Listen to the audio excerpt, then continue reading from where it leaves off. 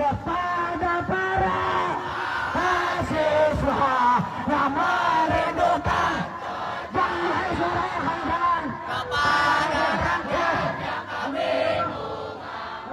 Gerindra nyalahin PDI, PDI nyalahin Jokowi. Jokowi tinggal bilang, ya nggak tahu kotanya saya. Gitu aja terus sampai Indonesia bubar. Lagi nih aneh-aneh aja milih menteri. Udah tahu negara butuh duit buat bayar utang.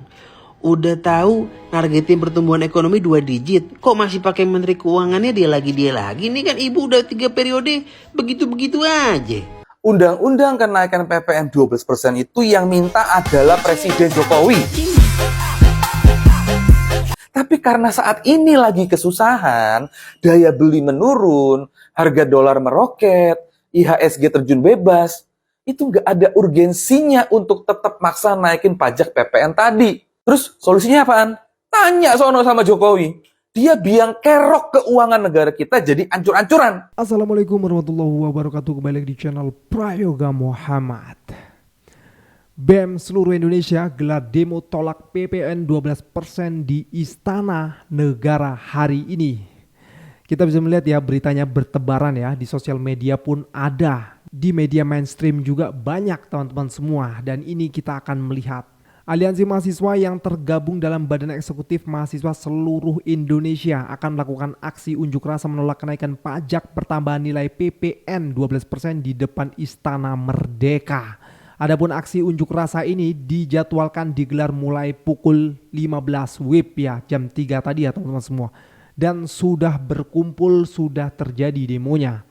Nah, ini menandakan bahwasanya penolakan PPN 12% itu sangat masif sekali ya. Bukan hanya konten kreator, rakyat biasa ataupun masyarakat biasa, melainkan mahasiswa pun ikut unjuk rasa dan turun ke jalan. Apakah kalau sudah begini akan tetap lanjut 12% atau bagaimana? Tentunya sebagai Presiden RI Pak Prabowo Subianto untuk memikirkan kembali dan mencari jalan yang lebih baik gitu loh. Masih banyak jalan untuk tidak menaikkan PPN menjadi 12%, karena 1% PPN itu naik sama dengan 9, sekian persen lah itu kalau hitung-hitungannya ya, kurang lebih seperti itu. Nah teman-teman semua, banyak juga nanti kita akan lihat ya komentar daripada netizen bagaimana sih efek dari soal PPN 12% ini dan bagaimana langkah Pak Prabowo ke depannya gitu loh. Karena ini kalau misalnya dibiarkan saja pasti akan chaos. Dan tentu itu menjadi catatan yang buruk untuk pemerintahan Pak Prabowo Subianto. Oke teman-teman semua, langsung aja kita lihat videonya. Presiden Prabowo, apakah Anda mau tampil jadi pahlawan? Kalau mau, saya saran Bapak segera keluarkan perpu untuk batalkan kenaikan PPN 12%. Begitu Bapak pulang dari kunker, langsung lakukan doorstop. Menimbang situasi ekonomi dalam negeri yang cenderung stagnan dan tidak stabil, maka saya memutuskan menunda program makan siang gratis, menghentikan pembangunan IKN hingga batas waktu yang belum ditentukan, dan saya akan menurunkan PPN menjadi 8% agar mendorong daya beli masyarakat meningkat. Selamat merayakan Natal dan Tahun Baru seluruh rakyat Indonesia. Ini kado dari saya. Saya jamin gagah bukan main jika Presiden Prabowo berani ambil diskresi atas situasi ini. Semoga Bapak berkenan menerima saran dari saya, rakyat jelata. Sehat-sehat Bapak Presiden. Asli keren sekali kalau bisa seperti itu ya teman-teman semua ya. Karena ini yang dimau oleh masyarakat. Bagaimana kalau pemimpin itu mengiyakan apa yang diinginkan oleh rakyatnya. Jempol 2 Pak, jempol 4 malahan. Kita lanjut lagi. Kalau sampai tahun 2025 harga barang naik, itu bukan hanya gara-gara PPN 12%. Nah, fix ya. Dia bilang satu, harga naik bukan hanya karena PPN naik. Artinya PPN menjadi penyebab, bahkan penyebab utama. 2, dia menuduh influencer yang kontra menakut-nakuti masyarakat sehingga masyarakat berekspektasi, efek ekspektasi itu tadi. Kan ada juga influencer yang menenangkan, ya tinggal kuat-kuatan influencer aja, kan influencer pemerintah lebih banyak. 3, soal efek domino. Dia bilang biaya produksi belum tentu naik. Belum tentu naik artinya bisa jadi naik. 4, contoh paling simpel aja, mami kos. Biaya hidup mami kos karena PPN jadi naik. Akhirnya Mami Kos menaikkan tarif kosnya supaya mengcover biaya hidup si Mami Kos yang naik gara-gara PPN naik. Yang terimbas siapa? Mahasiswa. Ngerti gak sih? Gue suka Prabowo, tapi kalau suruh belain tentang PPN 12%, mana gue bisa? Ada yang bilang, oh ini kan hanya menjalankan undang-undang yang udah jadi aja, nggak bisa dibatalin. Karena Prabowo taat undang-undang, dia ini presiden, mau dia batalin, ya bisa lah, masa nggak bisa? Ada lagi yang bikin narasi, oh tenang, kalau ente gaji UMR nggak kena pajak kok. Yang kena pajak itu orang-orang kaya doang. Kalau yang miskin mah enggak. Itu PPH. Ente mau nipu orang aja. Ini karena naik PPN. Orang miskin juga beli barang yang ada PPN-nya. Lagi ini aneh-aneh aja milih menteri. Udah tahu negara butuh duit buat bayar utang. Udah tahu nargetin pertumbuhan ekonomi 2 digit. Kok masih pakai menteri keuangannya dia lagi. Ini kan ibu udah 3 periode begitu-begitu aja. Bagaimana mau ngarepin hasil yang berbeda tapi dengan orang yang sama? Ya wae. Nah ini nih yang perlu didengar oleh Pak Prabowo gitu ya. Bahkan Bung Rocky Gerung sudah lama tuh menyarankan untuk tidak Bu Sri Mulyani lagi yang jadi menteri keuangannya ya. Diganti dah. Siapa gitu yang lebih kompeten gitu ya.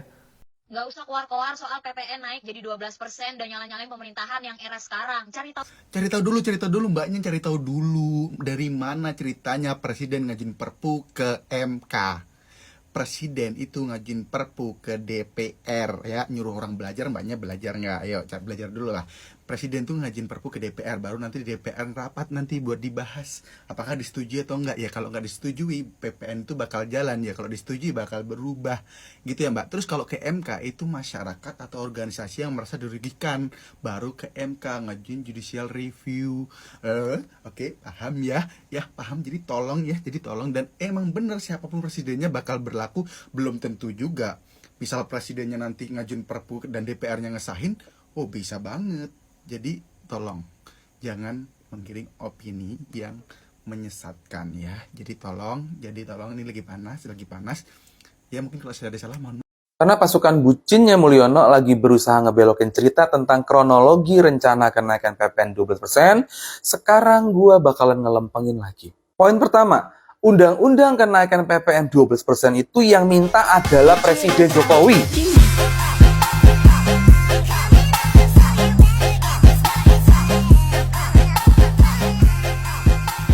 Dan disahkan oleh DPR. Pak Prabowo nggak ada sangkut pautannya dengan hal ini. Dan siapapun presidennya setelah Jokowi pasti bakalan mampus karena nanggung beban utangnya Jokowi. Poin kedua, rencana naikin PPN itu ada catatan khususnya. Kalau situasi perekonomian kita stabil dan keuangan rakyat dalam kondisi baik-baik aja, baru boleh dinaikin. Poin ketiga, kenapa mendadak keluar ide itu?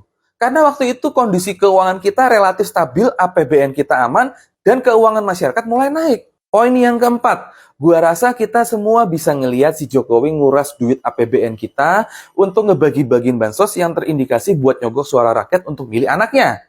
Disitulah asal mula kekacauan keuangan negara kita.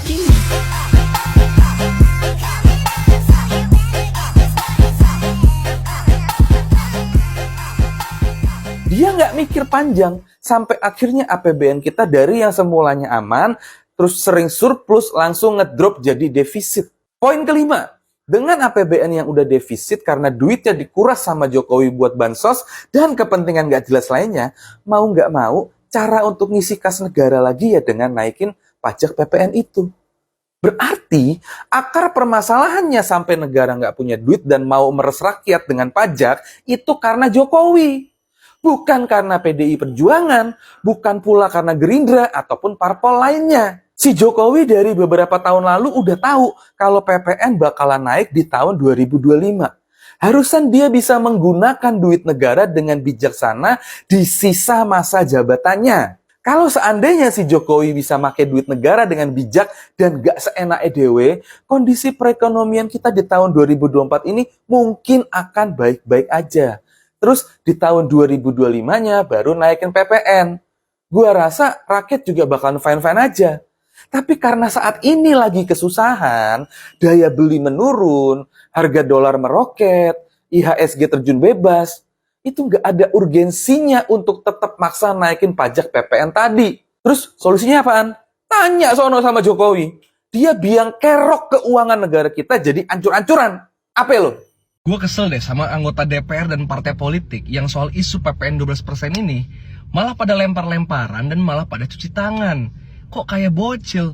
Bener kata Gus Dur, DPR itu kayak taman kanak-kanak.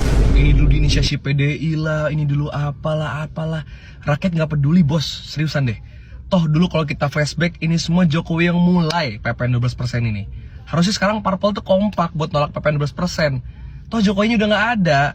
Jadi jangan lagi bikin sengsara lah Jokowi ini. Parpol ini harusnya ngikutin apa kepentingan publik sesuai dengan undang-undang partai politik. Partai politik sebagai agregator kepentingan publik. Jangan lu dengerin tuan lu di sana, oligarki lu di sana, dan jangan nebak-nebak juga. DPR harusnya nggak punya keberatan buat menurunkan atau menunda PPN untuk naik. PDI dulu misalnya ngesahin nih, sekarang dia menolak, ya bagus dong. Artinya PDIP sadar sekarang kalau ekonomi lagi lesu, kelas menengah turun, daya beli turun, maka penting untuk membatalkan PPN naik. Bagus dong PDI kalau berubah sikap ngikutin apa yang masyarakat pengen. PKS dulu nolak, sekarang walaupun Kimples ikut tolak juga bagus dong. Harusnya partai politik tuh gitu, dinamis aja, melihat kondisi masyarakatnya gimana, kepentingan publiknya gimana. Nggak usah lempar-lemparan gitulah. Buat Gerindra, kan sekarang teman-teman Gerindra ini lagi punya presiden, ketumnya jadi presiden. Dan kalau kita ngelihat undang-undang harmonisasi peraturan perpajakan yang bikin PPN 12% ini naik, ada pasal yang mengatakan kalau presiden bisa membatalkan ketika konsultasi sama DPR melihat situasi kondisi ekonomi masyarakat, moneternya, harga bahan pokok, dan lain sebagainya. Jadi gunakan kekuatan itu Gerindra. Kita support loh untuk Gerindra ikut bersuara dan membatalkan PPN 12%. Oh ini kan produknya Mulyono, bukan produknya Prabowo. Ayo dong, Presiden ke-8 harus tegas dalam melihat apa yang menjadi keinginan masyarakat banyak. Politik punya perubahan sikap itu bagus, apalagi kalau ngikutin kepentingan publik. Yang jangan sampai itu bilang anaknya nggak akan maju, tahu-tahu diubah-ubah konstitusi. Yang bilang katanya akan memperkuat KPK, KPK dijadiin PNS-nya istana. Pak Presiden ke-8 juga pernah bilang gak akan naikin tarif pajak. Kita tunggu janjinya, jangan sampai kayak Mulyono. Seperti biasa, ngesen kiri, beloknya kok kanan. PPN naik 1% aja langsung digoreng. Digoreng seolah-olah tuh, wah PPN naik 12%. Jadi kan masyarakat... Woi mbak, kenaikan pajak bukan digoreng, tapi itu ngebebanin masyarakat. Kalau kamu gajimu 10 juta, ya kamu harus bersyukur. Tapi kamu nggak bayangin orang-orang yang ada di luar sana. Terus kenaikan PPN 1% itu bukan 1%, artinya itu cuma berlindung di balik narasi 1%. Padahal aslinya naik 9,9% itu pajak. Terus ada lagi nih. Katanya sembako nggak naik, jadi nggak ngaruh buat biaya hidup kita semua. Kenaikan pajak itu ya bukan cuma di barang jadi atau barang matang. Orang mau buat produk itu butuh bahan baku. Nah, bahan bakunya udah kena pajak. Nah, bahan baku tuh mau dibawa ke pabrik, distribusinya itu kena pajak. Diolah lagi di pabrik, bayar karyawannya itu sudah kena pajak. Nah nanti ini barang udah jadi produk ya, mau didistribusikan ke target marketnya, itu distribusinya kena pajak lagi. Jadi naik itu nggak 1%, kenaikannya itu bisa 3-5% di setiap produk atau barang yang menjadi kebutuhan masyarakat. Karena ongkos produksi yang tinggi itu tadi, tentu banyak perusahaan yang harus menekan tingginya ongkos produksi atau biaya produksi di masing-masing produk gitu loh. Ancamannya apa? Bakal banyak karyawan yang di PHK mbak. Ngerti gak sih? Ya nyampe gak sih mikirnya? Kebutuhan masyarakat hari ini tuh bukan cuma sembako bos. Terus kalau kamu ngomong dari banyaknya yang dikenakan pajak terus yang dikorting cuma listrik, itu berarti logikamu nggak nyampe. Lain kali kalau ngambil job, SOW-nya itu dilihat mbak. Coba deh sesekali pakai hati nuranimu. Di luar sana itu banyak sekali orang yang nggak seberuntung kamu. Ya semoga aja kamu seterusnya beruntung deh. Ya semoga aja. Kadang-kadang masih heran sih ya sama orang yang masih ngebelain gitu loh. Jelas-jelas sudah banyak banget protes di mana-mana gitu, dari mulai rakyat biasa, rakyat menengah, influencer dan lain sebagainya, itu banyak banget yang protes soal PPN 12% ini gitu loh. Tapi anehnya masih ada aja yang ngambil job untuk jadi buzzer ngebelain naiknya PPN 1% menjadi 12%.